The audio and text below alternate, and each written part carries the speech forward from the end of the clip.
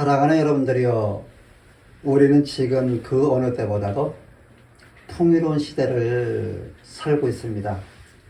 냉장고는 먹을 것으로 가득 차 있고요. 손안의 휴대폰으로 세상을 움직일 수 있습니다. 이비적인 추운 겨울에는 따뜻하고요. 더운 여름철에는 시원해서 예배를 드리는데 조금도 불편하지 않습니다. 그런데 역설적에게도 감사는 점점 사라지고 있습니다. 기도는 짧아지고 찬양의 눈물은 말라가고 있습니다. 왜일까요? 그 이유는 우리가 하나님 없이도 충분하다고 느끼는 시대에 살고 있기 때문입니다. 우리는 은혜를 공급받지만 그 은혜의 근원을 잃어버렸습니다. 모든 것이 잘 돌아갈수록 하나님은 더 멀리 느껴집니다. 우리의 입술에는 여전히 감사합니다가 있지만 그 말은 종종 습관적인 예의에 불과합니다. 감격에 사라진 감사, 눈물이 없는 예배, 주인을 잊은 풍요, 이것이 오늘 우리가 마주한 현실입니다. 이스라엘이 광야에서는 하나님을 의지했지만 가나안에서는 풍요를 의지했던 것처럼 오늘 우리도 하나님의 손보다 내 손을 믿는 시대를 살고 있습니다. 그러면 하나님을 잊지 않고 사는 감사의 삶은 어디에서 시작이 될까요? 풍요 속에서도 평안 속에서도 우리를 하나님께 붙잡아두는 감사의 뿌리는 무엇일까요? 어떻게 하면 우리는 배부름 속에서도 하나님을 잊지 않을 수 있을까요? 신명기 8장은 감사하라는 명령이 아닙니다. 그보다 더 깊은 요청입니다. 잊지 말라 네 하나님 여호와를. 이 말은 단순히 윤리적 명령이 아니라 하나님과의 관계를 지키라는 언약적 호소로 감사는 행동이 아니라 관계의 증거라는 것입니다. 오늘 본문 10절은 이렇게 시작합니다. 네가 먹어서 배부르고 네 하나님 여호와께서 옥토를 네게 주셨으므로 말미암아 그를 찬송하리라. 이스라엘이 배부르고 복을 들을 때 하나님은 그들의 마음을 주목하십니다. 하나님은 풍요 그 자체를 경계한 것이 아니라 풍요가 하나님을 잊게 만드는 영적 망각의 위험을 경고하십니다. 그래서 모세는 반복합니다. 조심하라, 잊지 말라, 기억하라. 이 단어들은 단순한 경고가 아니라 언약 백성에게 주는 사랑의 울림입니다. 하나님은 우리가 하나님을 잊을 때 단지 우리가 예배를 잃는 것이 아니라 우리의 존재의 근원을 잃는 것임을 아시고 마치 아버지가 자녀에게 당부하듯이 네가 먹어서 배부르고 아름다운 집을 짓고 거주하게 되며 또 네 소와 양이 번성하며 네 은금이 증식되며 네 소유가 다 풍부하게 될 때에 네 마음이 교만하여 네 하나님 여호와를 잊어버리지 않도록 조심하라고 말씀합니다. 하나님은 거룩하시기에 자신이 주신 선물이 우상이 되는 것을 참으실 수 없습니다. 그분은 은혜로우시며 우리의 교만 속에서 무너지는 것을 방치하지 않으십니다. 광야의 하나님은 풍요의 하나님과 동일하십니다. 만나를 주셨던 분이 이제 곡식과 포도주를 주십니다. 하나님은 이렇게 말씀하십니다. 너를 낮추시며 너를 시험하사 마침내 네게 복을 주려 하심이라. 여기서 우리는 하나님의 언약적 사랑을 봅니다. 그분은 낮추시고 시험하시고 인도하십니다. 그러나 그 목적은 단 하나, 우리에게 복을 주시려는 것입니다. 하나님의 훈련은 저주가 아니라 감사의 이유를 다시 가르치기 위한 은혜의 과정입니다. 그분은 우리를 낮추심으로써 우리가 다시 그분을 기억하게 하십니다. 신명기 8절은 감사절의 신학을 담고 있습니다. 그러나 감사는 풍요의 결과가 아니라 기억의 결과입니다. 네 하나님 여호와를 기억하라. 그가 네게 재물 얻을 능력을 주셨습니다. 즉 감사는 은혜의 근원을 기억하는 예배라는 것입니다. 내 손으로 얻은 것 같아도 그 능력조차 하나님께서 주신 것을 우리가 인정할 때 비로소 참된 감사가 시작이 됩니다. 감사는 단순한 감정이 아니고요. 감사는 거룩하신 하나님을 다시 우리 마음의 중심에 오시는 예배 행위입니다. 감사는 하나님을 다시 주인의 자리에 올려드리는 영적 사건입니다. 그러므로 성도 여러분, 감사는 하나님이 어떤 분이신지를 드러내는 신앙의 거울입니다. 감사하지 않는 마음은 단지 무례한 것이 아니라 하나님의 거룩하심을 잊은 죄입니다. 하나님은 우리에게 감사하라고 명령하심으로 단지 예를 가르치신 것이 아닙니다. 그분은 말씀하십니다. 감사하라. 그것이 곧 나를 기억하는 일이기 때문이라. 그런데 왜 우리는 그렇게 감사하지 못하고 하나님을 잊는 것일까요? 문제는 단순히 우리가 바빠서 하나님을 잊는 게 아닙니다. 문제는 더 근본적으로는 우리는 마음 깊은 곳에서 하나님보다 나 자신을 더 신뢰하기 때문입니다. 신명기 8장은 이렇게 경고합니다. 마음에 이르기를 내 능력과 내 손의 힘으로 내가 재물을 얻었다 말할 것이라. 이 구절은 인간의 본성을 정확히 찔러 드러냅니다. 감사가 사라진 이유는요, 하나님을 잊어버림 때문이고요. 하나님을 잊어버리는 이유는 스스로 하나님이 되려는 교만 때문입니다. 오늘날 우리의 시대를 돌아보십시오. 우리에게는 그 어느 시대보다도 풍성한 음식, 안전한 집, 편리한 기술이 있습니다. 그런데도 우리는 감사 대신 불평하는 것에, 만족 대신 불안함에 불만이 가득하고 예배 대신 자기중심적 소비에 우리는 더 익숙해 있습니다. 왜 이러는 것일까요? 그 이유는 풍요는 우리의 믿음을 시험하기 때문입니다. 성도 여러분, 가난은 우리를 하나님께 달려가게 하지만 풍요는 우리를 자기 자신에게 달려가게 만듭니다. 그 풍요는 우리에게 이렇게 속삭입니다. 내가 열심히 일해서 이만큼 이루었다. 내가 계획을 잘 세워서 여기까지 왔다. 이 모든 것이 다 내가 노력한 결과다라고 우리들한테 속삭인다는 것입니다. 하지만 하나님께서는 이렇게 말씀하십니다. 네 하나님 여호와를 기억하라. 그가 네게 재물 얻을 능력을 주셨습니다. 그러니까 감사를 잃은 마음은 단순한 무감각이 아니라 신학적 반역입니다. 그것은 나는 하나님 없이도 잘 살 수 있다. 그러니 내 인생에 하나님은 필요하지 않다는 무언의 고백입니다. 여러분, 이것은 하나님을 피조물로 밀어내고 자신이 창조주의 자리를 차지하려는 바로 교만한 죄의 본질입니다. 사도 바울은 하나님을 알되 하나님을 영원하게도 아니하며 감사하지도 아니하고 오히려 그 생각이 허망하여지며 미련한 마음이 어두워져 스스로 지혜 있다 하나 어리석게 되어 썩어지지 아니하는 하나님의 영광을 썩어질 사람과 새와 짐승과 기어다니를 동물 모양의 우상으로 바꿨는데 이것이 바로 죄의 뿌리라고 말하고 있습니다.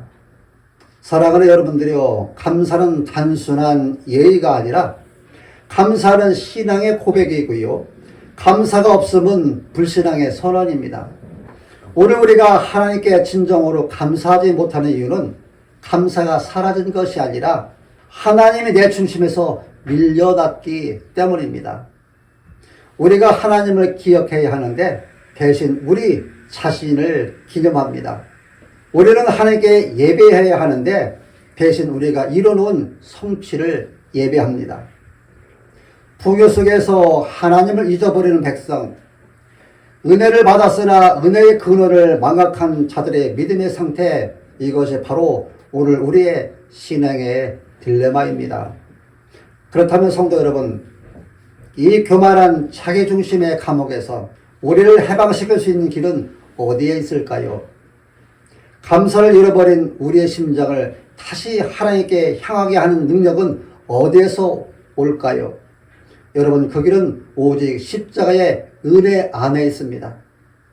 그런데 우리가 하나님을 잊고 자기 힘으로 살며 감사 대신 자기 자랑을 드러내는 그 순간 우리는 이미 에덴 동산으로 돌아가 있는 것입니다.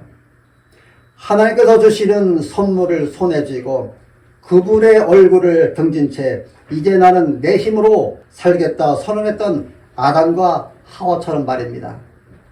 우리가 풍요 속에서 하나님을 잊을 때 그것은 단순한 실수가 아니라 창조주를 대적하는 영적 반역입니다. 그러나 하나님은 그런 우리를 잊지 않으셨습니다. 우리는 하나님을 잊었지만 하나님은 우리를 기억하셨습니다.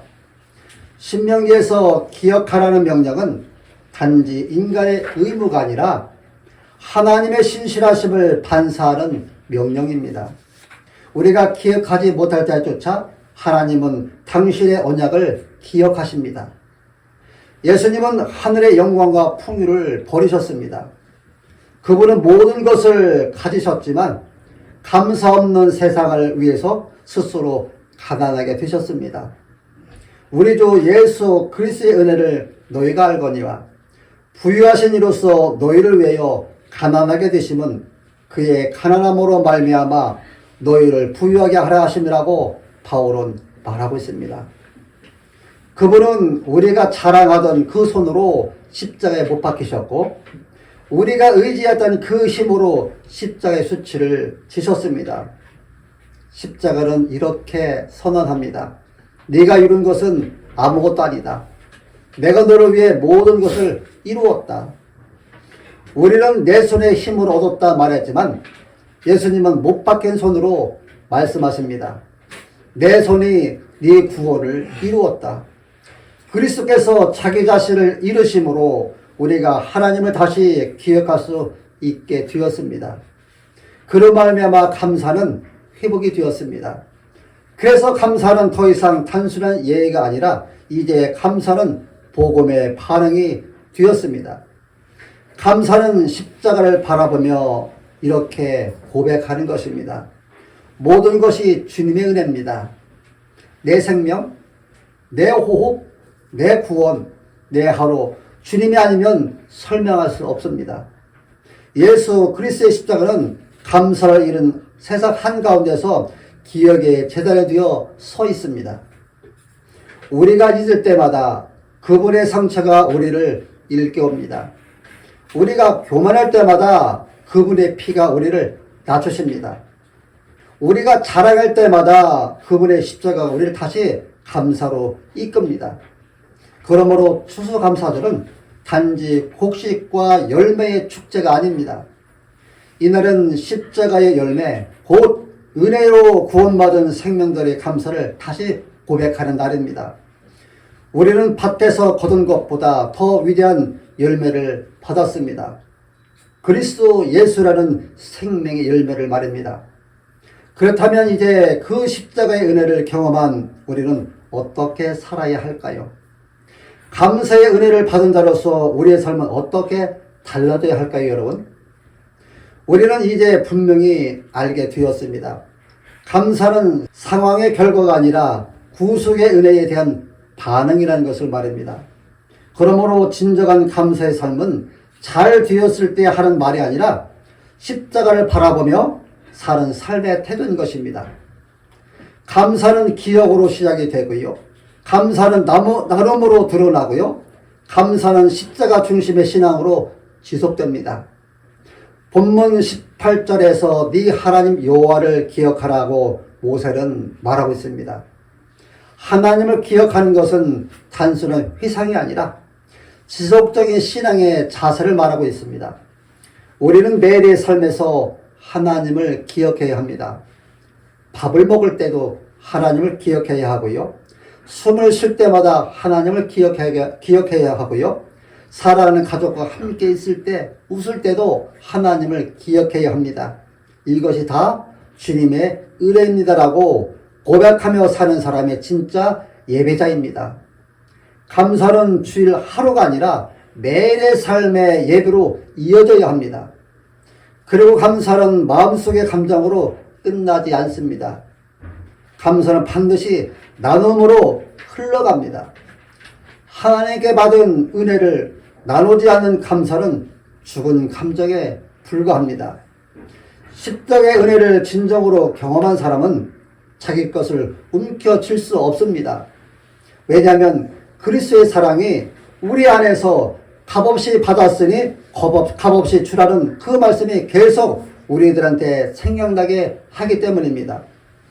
그러므로 우리의 감사는 헌신으로, 우리의 감사는 봉사로, 우리의 감사는 선교로, 우리의 감사는 이웃사랑으로 계속 흘러가야 합니다.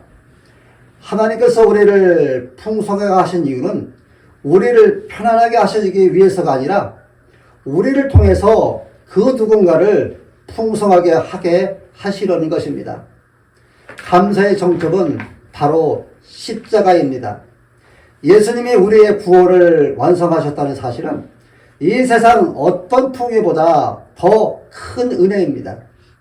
그러므로 우리는 어떤 상황 속에서도 이렇게 고백할 수 있어야 합니다. 주님, 제가 가진 것이 적어도 감사합니다. 주님, 눈물이 있어도 감사합니다. 주님, 오늘도 주님이 나의 구주이심에 감사합니다라는 고백이 있어야 합니다. 이것이 바로 십자가에서 흘러나온 감사의 능력입니다. 사랑하는 성도 여러분들이요, 감사는 단순히 고마워요라고 말하는 문학적 예절이 아니라 감사는 복음에 대한 신앙적 반응이며 하나님을 영원히 깨는 삶의 방식인 것을 아시길 바랍니다. 오늘 이 추수감사절에 하나님께서 우리에게 원하시는 것은 단지 감사하라는 인사가 아니라 그분은 우리의 기억을 원하고 계십니다. 우리의 마음을 원하고 계십니다. 우리의 삶 전체가 감사의 제사가 되기를 원하고 계십니다. 히브리 기자가 그러므로 우리가 흔들리지 않는 나라를 받았은즉 은혜를 받자 이로 말미암아 경건함과 두려움으로 하나님을 기쁘게 섬길지라 말하고 있는 것처럼 우리는 하나님께로부터 은혜를 받아서 경건함과 두려움으로 하나님을 기쁘시게 하며 섬기기를 소망해야 합니다. 사랑하는 성도 여러분, 하나님은 여러분을 잊지 않으셨습니다. 여러분의 삶 또한 잊지 않으셨습니다. 오늘 나를 잊지 않으시고 내 삶을 잊지 않으시는 그 하나님을 우리는 다시 기억해야 합니다. 그리고 이런 기도를 드려야 합니다. 주님, 풍요 속에서도 주님을 잊지 않게 하옵소서. 십자가의 은혜를 기억하는 삶으로 감사의 제사를 드리게 하옵소서. 우리는 마지막으로 이렇게 고백했으면 좋겠습니다. 주님, 제 인생의 모든 것은 다 주님의 은혜입니다. 제가 잊지 않겠습니다. 오늘도 내일도 영원히 잊지 않겠습니다. 내 하나님 여호와를. 이 고백이 입술의 고백이 아닌 우리의 삶의 고백으로 이어지고 나타나기를 예수님의 이름으로 축원합니다.